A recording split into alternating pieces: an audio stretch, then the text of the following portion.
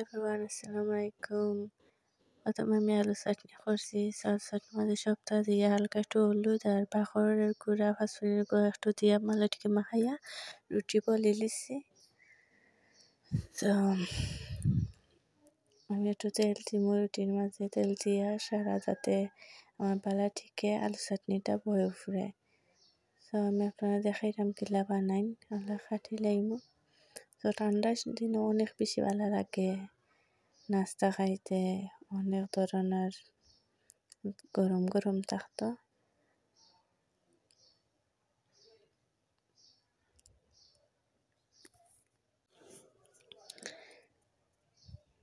অনেকদিন পরে একটা ভিডিও বানাইলাম, সো প্লিজ আপনারা শেয়ার করবা আর আমার সাথে থাকবা।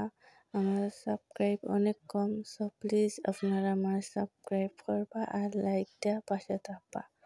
সো ঠান্ডা দিনে সবাই মিললা আমার লেখান খাইবা, অনেক বেশি ভালো লাগতো।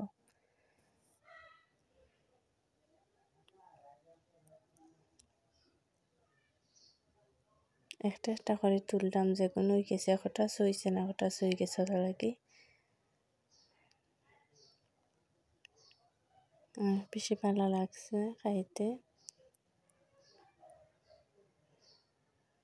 তো সবটা করা শেষ, এখন আমি খাইমু সবাই মিলে। আল্লাহ হাফিজ, আসসালামু আলাইকুম।